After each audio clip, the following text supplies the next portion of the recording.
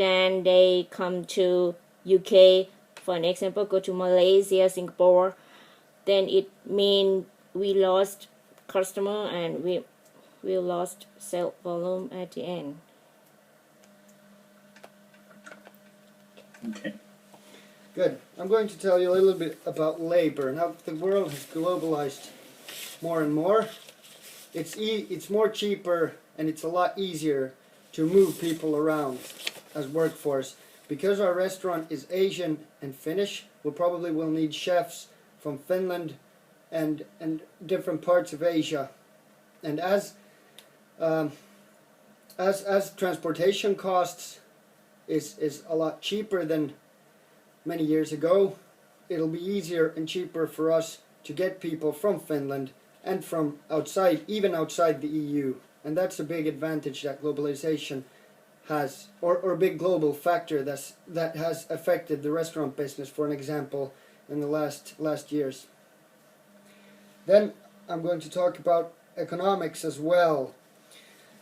Now that the world is globalizing and the world market gets bigger and bigger, on the same market a lot of restaurateurs, for an example, like us, can buy different products from different parts of the world and not from the local producer as it used to be. That has made businesses more efficient, probably cheaper in some cases, and that gives us more freedom to choose where we want to buy our products from. And EU has also done a lot on this with different policies. They have standard harmonization, which I'm going to tell you a little later about. That is very, very important inside the EU, and all these factors make our business more cost effective.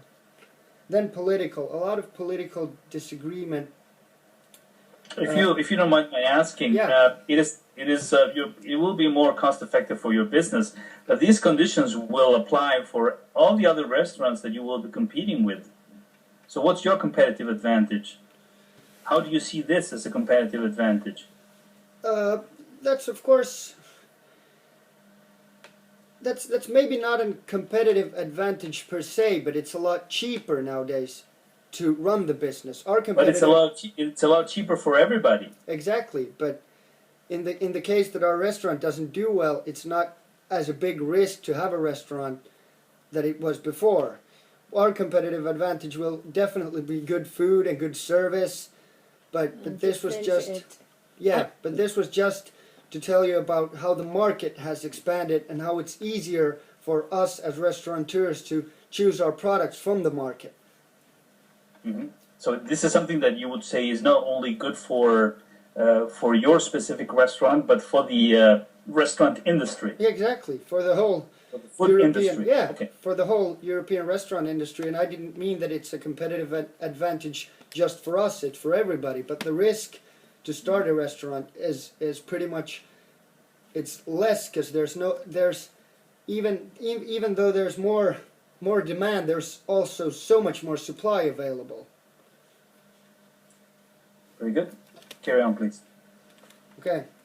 And the last point I had was political. Globalization has affected a lot of political relationship between countries.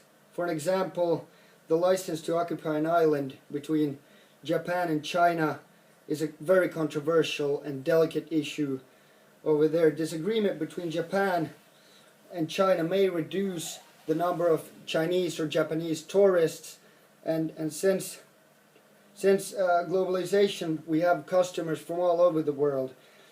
This will also help us if we're buying products from China or Japan. We can also buy a lot of exotic products from Thailand or Cambodia or something like this, which has made it so much more easy for us. But I have one add-on on this as well, like maybe we have a little bit trouble on this when we consider it on political, because just lately, yesterday I heard from the news that Russian, they say that they start going to do sanction with Finland, with they will not import some products from here anymore, then it might cost food or some products more expensive in European country. So what's your solution? If that happens, what solution can you offer? What do you have in mind? What would you do in a situation like that? We would buy exotic products